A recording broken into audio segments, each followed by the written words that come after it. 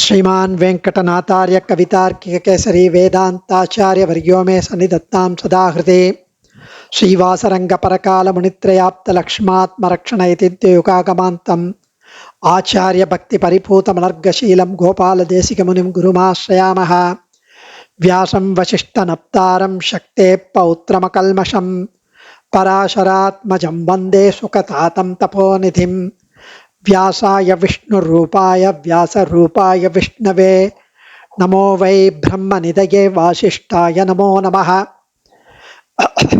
So last time we saw Sridhara Srikara Shreya Sriman Lokatrayashrayah, the 65th slokam, the last line.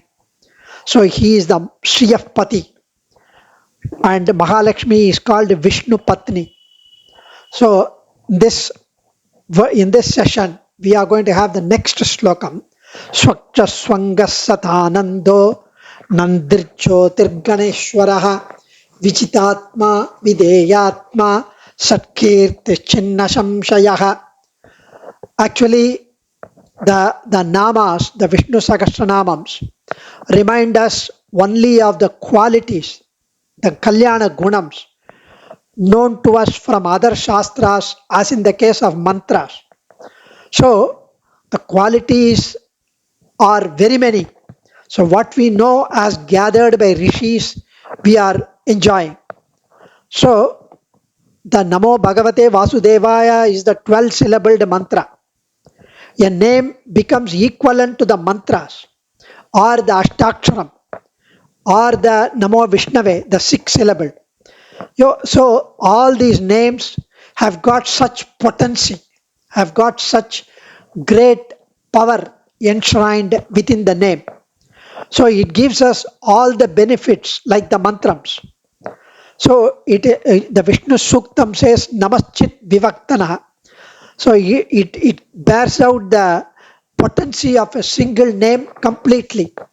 That is why Yomam Nama Sahasrena Stoti Michati Pandava Soham Ekena Slokena Stutayeva Nasamshayaha.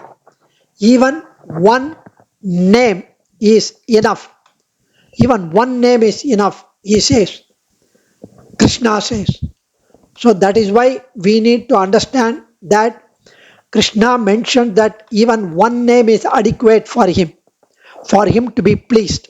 So we will enjoy the 66th slokam. Swakcha Swangasatanando Nandirjyotirganeshwaraha Vijitatma Videyatma Satkirti Chinna Samshayaha. So here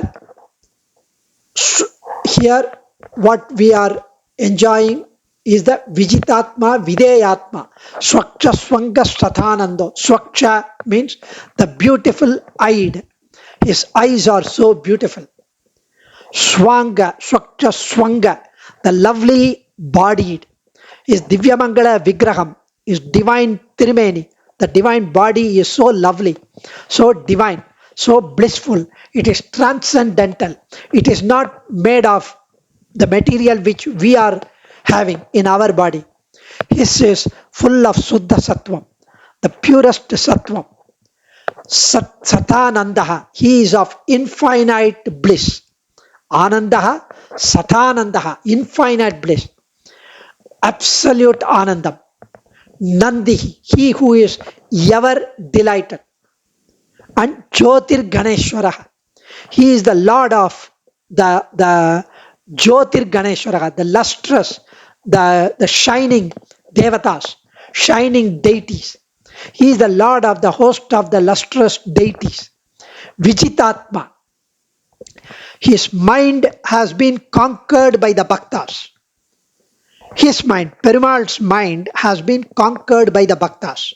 Vijitatma. Videyatma. He who has the jivas subservient to him is the direct meaning. Or he who listens to his bhaktas, listens to his jivatmas. So that is what it means. Then Satkirtihi, he is of true renown. His renown is Satkirtihi, true renown, true popular. Kirtihi, Tejas. So he is renowned truly. Chinna Samshayaha, the dispeller, the remover of all samshayam, all doubts. He is the remover of all doubts. He clears of all our samshayam, sandegam, doubt, suspicions. So here, if we dwell upon the individual words and the brief meanings, it's so beautiful. Such a wonderful collection of the namas in this sloka. Swakchaswangasatanando Nandirjyotirganeshwaraha Swakshaha, the beautiful eyed. The nama can be understood by looking into the two parts. Su Akshaha. Shankaracharya's Vyakhyanam is he whose eyes resemble the lotus flower, the lotus petals, the tamara idalgal. The petals of the lotus flower, the eyes resemble. Parasara Bhattar continues his anubhavam of seeing Pirati, the Mahalakshmi, and the Lord Bhagavan Sriman Narayanan together. His interpretation is that Bhagavan has these beautiful eyes which are thoroughly for the enjoyment, for the nectarine divine beauty of Mahalakshmi. The eyes, the beautiful eyes, why it is beautiful? Because it enjoys the beauty of Mahalakshmi. The hue of Bhagavan's kataksham is described as reddish, and Pirati's eyes are dark hued. So the anubhavam of our acharyas that the corner of the eye is red, slightly red in color, because he is always looking at the beautiful reddish golden colored complexion of Pirati Mahalakshmi through his eyesight. And her eyes are dark because she is always enjoying the dark, handsome, tall, dark, handsome beauty of Perumal. So that's why his eyes are her eyes are always dark, whereas his eyes are always slightly reddish in color because he enjoys the golden color of Mahalakshmi. So Narinam Uttama Vadu is Mahalakshmi, and she is always enjoying the beautiful dark complexion of Bhagavan, so her eyes are dark. Tripanalva says Karyavagi Pudai Parande மிளிர்ந்து செவ்வரியோடி நீண்ட பெரியவாய கண்கள் என்னை பேதமை செய்தனவே. The large, long, beautiful, well spread, well laid out, ready lined eyes have completely stupefied me. So Bhagavan is Swakshaha, Swakshaha. He views the whole universe seated in the sun chariot, and he is the eye of the everything that exists. There is another meaning. Swaksha Swanga. Swangaha means the lovely bodied. The interpretation is similar to the previous one. Su Angaha, Swangaha means one whose limbs are beautiful. Shankaracharya's Vyakhyanam. He has a beautiful form. He has a divinely majestic, transcendental form that captivates all his devotees. It is Subhashraya Tirumeni. It is Shubham as well as Ashraya. Even to enjoy his beautiful Tirumeni is Parama Bhogyam, is so sweet to enjoy his divine form. But that which we enjoy is actually unhealthy for us. We enjoy sweet, we enjoy coke, we enjoy something which is not to be enjoyed, but it is unhealthy for us. But here, the enjoyment of Bhagavan's Tirumeni is also it will clean all our papams. Shubha Ashraya. Parasara Bhattar Anubhava means he has a celestial divine body that is even worthy of being admired by even Mahalakshmi. So Bhagavan's Saundaryam leads her to declare that I would never ever leave you, Lord. You are every moment I see you, you are so beautiful, fresh, just like the freshly bloomed, beautiful divine flower. His beauty just makes Alvars conclude that என் அமுதனை கண்ட கண்கள் மற்றொன்றினை காணாவே. Tirpanalvar looks at one part to the other part of Lord Ranganathan. And finally in the last verse he says, என் அமுதனை கண்ட கண்கள் மற்றொன்றினை காணாவே. The eyes, he never says my eyes. The eyes that have seen my amudan. He has associated himself with the Lord. So he says, my Lord. The eyes that have seen my Lord will not see anything else. So he has associated himself with the Lord and not with his body. Tirpanalvar's divine description of Lord's beauty. So here we say Swakcha Swanga Satanandaha, he who is of infinite bliss, he who is of absolute boundless Anandam. Parasara Bhattar Vyakyanam is he has boundless Anandam, which is ever flowing on account of the mutual love between Pirati and Bhagavan. So he says Satanandaha means hundreds of Anandam. 100 means it's not just 100 or 200 or 300, it's not that. It is infinite. So suppose I say I love you to the moon and the back. So then you should not get angry that, oh, only that much. So it is measurable. It is only to give a token of my love for you. I'm saying I would love you to the moon and back. But it means it is infinite. It is immeasurable. Sri Shankaracharya says, being in the form of infinite bliss.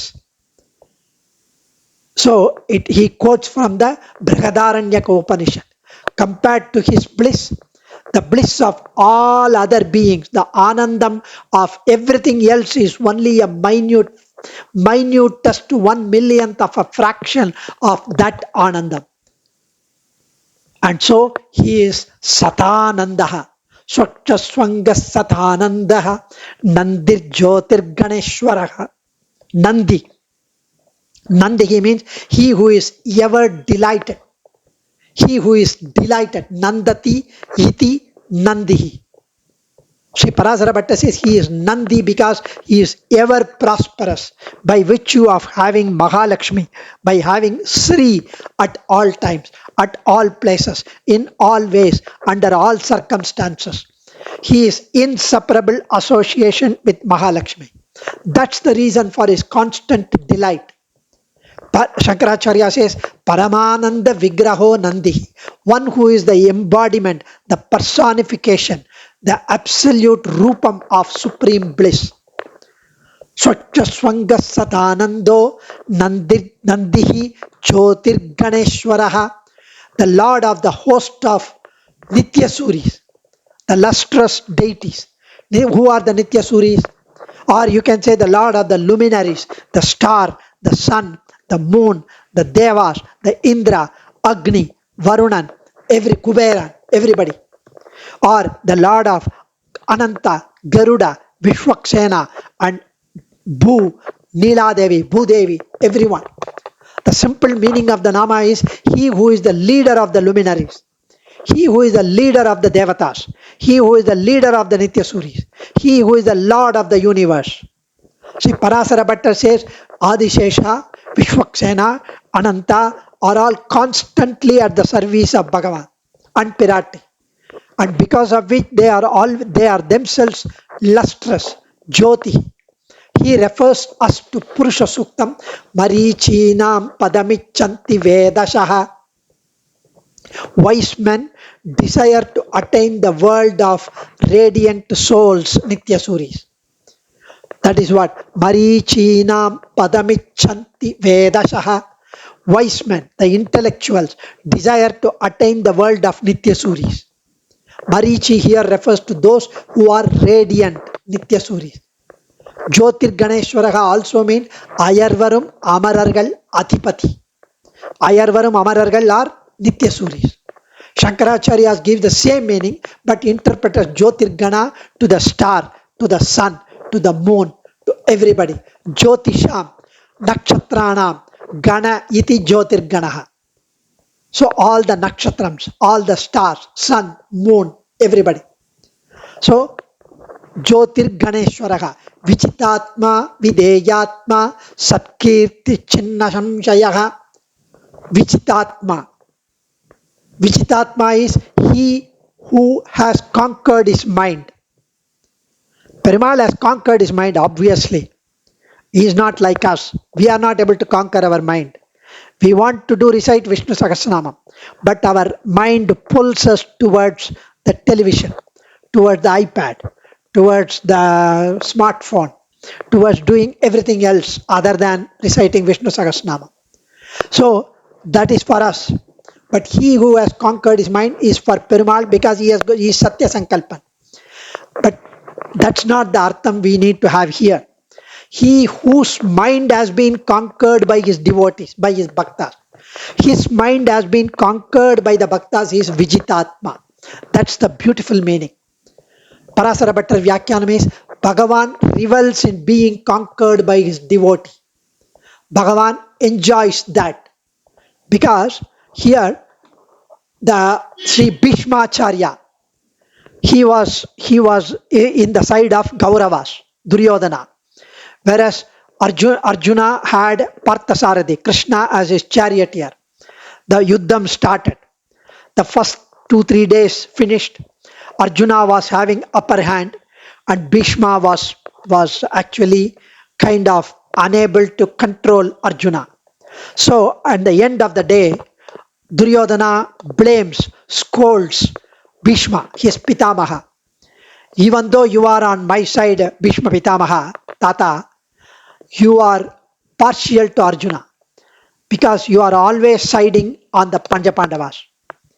I think you are intentionally not putting your best effort. So Bhishma got wild at that false allegation. Obviously, Arjuna was fighting fiercely. So before that, we need to remember that Krishna promised to Arjuna, to Duryodhana, that he will not touch any weapon. He would not touch the weapon, Ayudham. He would only be the charioteer for Arjuna. He would not take the Ayudham. That was the promise given, woe given to Duryodhana, because Duryodhana wanted him not to touch the Ayudham. So now Bhishma was enraged by Duryodhana's false allegation. So he said, tomorrow you will see me. I will go and fight so much so that I would even take Krishna take up the Ayudham. This is my pledge, promise. This is my Shapatam. He says, and next day, Bhishma started attacking Arjuna. And Bhishmacharya kept on hitting Arjuna. And he started hitting Krishna. He started hitting the chariot, the horses. Arjuna was about to be attacked severely by Bhishma.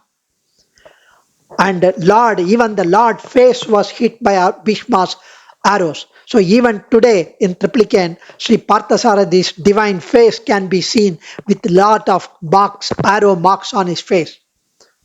That is when Sri Parthasarathi, the Krishna, jumped down from the Arjuna's chariot with the chakram in his hand to destroy the threatening Bhishma. So he started running towards Bhishma. He left his upper cloth in the chariot. He started running towards Bhishma because he was attacking Arjuna. So when Bhishma saw the Lord rushing at him with the dust-covered Trimeni, his Trimeni was full of dust because of the battlefield and from the day's exertions and the blood flowing out of the wounds from his arrows. He was overcome with tremendous Parama Bhakti. He was already a Krishna's Bhakta. He was performing Aradhanam in the early morning, offering flowers at his Shaligrama. Today he was offering the arrows as the Archana to Krishna. So when Bhishma saw the Lord rushing, he folded his hands. He dropped all the weapons, folded his hand. So we have to remember Bhishma's Kshatriya Dharmam required him to support the king Duryodhana as the commander-in-chief. Although he had no heart to attack or kill the Pandavas, on the Subha Darshanam of the Lord rushing to him, there were 10 slokams which poured out of the mouth of Bhishma called Bhishma Stuti. It's so beautiful. He started singing, reciting the Bhishma Stuti. And, and so here we go to Vijitatma. Even though Krishna had taken a vow not to touch the weapon, not to touch any ayudam, as promised to Duryodhana, he felt excited and happy and joyful to lose to his bhakta for his pledge to be successful, truthful. Because Bhishma had taken a vow the previous night that I would attack Arjuna so much so that Krishna himself will take the ayudam. And he made Bhishma's words become true, in spite of his words becoming untrue. So that is why he whose mind has been conquered by his devotees, he would love to be lost to the bhakta. He would love to lose to a bhakta. Krishna makes the promise at the start of Mahabharata. He won't take the weapon. But his promise has gone. So all the social media will come and say, why did Krishna lose? The nation wants to know. Then this is the reason. Because such is his compassion to his devotee. He will even break his own promise in order to make his devotee's words come true. That is Vijitatma. Then comes Videyatma. There's yet another beautiful meaning. Actual meaning is Vijitatma, Videyatma, Avideyatma. One who is not subservient. He is not a subservient to anyone. He is the master of himself. He is the master of the universe. Nobody is subservient to him. He is not subservient to anyone. Everyone is subservient to him. That's the meaning. But here, Parasara Bhattar says this should be exactly in sync with the previous Nama. So Parasara Bhattar interprets the Nama in terms of Bhagavan being subservient to his devotee and is enjoying being a subservient. Subservient means being a servant to his devotee, being at the call of his devotee. He gives example. Periyalvar says, Puchudava, Kanna, come, adorn the flowers. Kanna, come, take bath. Kanna, come, eat. Kanna, come, sleep. And he listens to it. Trimeshayalvar said, why are you lying down? I came all the way to see you in Tirukudandai. Nadanda kaalgal nondavo nadungum nyala menamai. He says, Kidandavari எழுந்திருந்து பேசு ஆழி கேசனே. கிடந்தவாறு எழுந்திருந்து. I think having walked all the way from Ayodhya to Lanka, your legs are paining. Is that why you are reclining? Can you just slightly raise your head and talk to me? And he did raise, because Trimeshi Alvar wanted him to raise. The same Trimeshi Alvar earlier told, come, the king does not want me to stay in his kingdom. Perumal, you also come with me. So immediately he rolled down his Adisheshan and started walking behind Trimeshi Alvar. Shonnavannam Shaida Perumal. When Trimeshi Alvar asked him to pack up his snake bed and leave town, he obeyed. That is why Videyatma, he is subservient. There is yet another beautiful incident in Jayadeva Ashtapati, where the Radha Krishna. So Jayadeva is such a great devotee of Krishna. And so here the Radha Krishna, Radha was the topmost devotee of Krishna. Some people say Radha was the Nappinai, the Bhumi Pirati's Amsham, or Neela Devi's Amsham, the Periya Pirati's Amsham, whoever it is. She was the darling of Krishna. And Krishna is the Lord of Radha. They were in love, so much so that one cannot stand being away from the other. So once he had asked Radha to meet at some point, and he went there. He was waiting. Radha did not come. So Jayadeva was composing the verses of Sri Gita Govindam. A pastime appeared Radha entered, he saw in his dhyanam Krishna's repeated attempts to being waiting for Radha. He kept on waiting in his contemplation. He saw Krishna kept on waiting for Radha, and Radha also longed to go there. So Radha was somehow delayed. So Radha wanted to seek his forgiveness, and he wanted to go immediately to see Krishna and take his beautiful, divine, the tender lotus feet, red lotus feet on her hands, to take place those feet and keep it on her head. So she was so fond of his lotus feet. She wanted to do that. And when she reached, Krishna, what he did before Radha acted, he took her feet and placed on his hands and kept on his head. So he said, Smara Garala Kandanam Mama Sirasi Mandanam Tehi Pada Pallavam Udaram. The beautiful flower blossoms of your feet.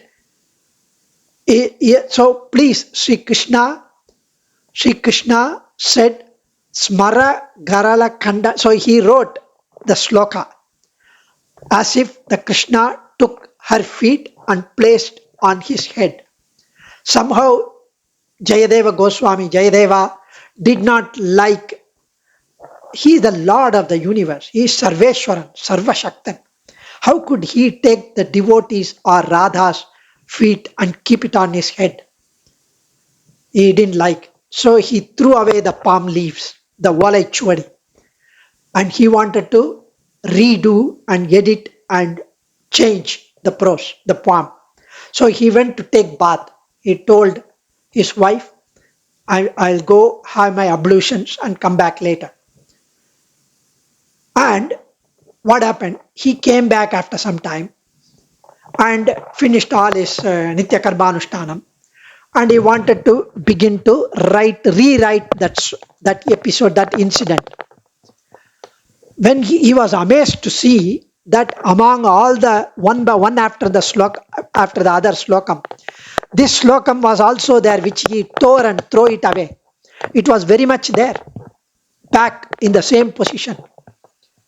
So he asked her, how come which I threw the palm leaf, again it is there? She laughed, the wife. You don't know. You yourself came, the moment you stepped out, within 3 minutes you came back. You said, I suddenly got that one slokam, I need to write and then I will go. You wrote this and you kept it and you stepped out afterwards again. So Jayadeva understood that whatever that arose in his mind, Krishna approved of that, being subservient to his devotee, being subservient to Radha. So he was only remorse struck that I've been writing so many slokas, but Krishna, you gave darshan to my wife and not to me. That is why here so beautifully we should enjoy that subservient is being subservient to his devotee. Shankaracharya mentioned that avideyatma instead of videyatma, one who is not subservient to anyone. Using this patam, the requirement for one to be not subservient is to win, to control the whole world, control everyone, take care of everyone, rule everyone, be the master, be the leader, be the lord. So that is why the local king is not subservient to anyone in this kingdom. That's why we say subservient is avideyatma. But videyatma is also correct. Satkirtihi, he who is of true renown. Kirtihi is Saushilya Satvena Asya Ati Mahati Kirtihi. Parasara Bhatta says, no matter how well we praise his fame, his renown, it is understatement. Whatever we say, He is great, He is wonderful, He is majestic, He is divine, He is glorious, He is full of Vaibhavam, He is full of Mahima. It's no exaggeration. Hardly we have touched 1 millionth of His Vaibhavam. We can never ever reach even 1 millionth of His Vaibhavam by telling any words. He whose Kirti has no comparison. Sankaracharya says Satkirti is being the consort of Mahalakshmi. So he is Satkirti, Chinna Samshayaha. He is the dispeller of all doubts. He removes all doubts. He removes the doubts of all devotees. That is Chinna Samshayaha. Because of his reputation being endowed with extreme Saushilyam, being easily accessible, Shaulabhyam, being easily seen. So he is such a Saushilya Shaulabhyam. He is so wonderful because he has taken the Archavataram as Lord Ranganathan, as Lord Srinivasan in Tirumala, as Lord Parthasarada in Triplicane, as our Shaligramam in our house. The same Sri Vaikuntanathan in all its glory, the same Lord who has manifested inside and outside of everything and everyone, is the same one in all great grandeur and form and tejas and power, is in our Shaligrama, is in the Tirumala Srinivasa. So there is a beautiful shloka. With that we will conclude. Vrishashailadipateva daivatam naha Vrishabhatrishwareva daivatam naha Panishailadipateva daivatam naha Bhagavan Venkateva daivatam naha Sri Srinivasa paradaivatam naha Sri Srinivasa kuladaivatam naha Sri Srinivasa paramam dhanam naha Sri Srinivasa paramagatir namaha Paramagatir naha. So he is such a Lord, Srinivasan, the one who is the consort of Sri Mahalakshmi, and he is the Lord of 7 hills. He reigns supreme, and for us he is standing there to bless us, and for us he is there as Lord Ranganathan to bless us. None but you alone can possibly dispel all my sorrows, all my doubts, all my suspicions, all my shamshayam, sandegams. So, can he be easily known? Is it difficult to realize him? Can we have a darshan of him? Is it easy to attain him? Is it easy to approach him? Very simple. Just perform Anjali and perform Sharanagati. He would accept you wholeheartedly, saying, Masuchaha, do not worry, I will absolve you of all papams. Adiyan, Dhanyosmi. Kavitarkika Simhaya Kalyana Gunashaline Srimate Venkateshaya Vedanta Gurave Namaha.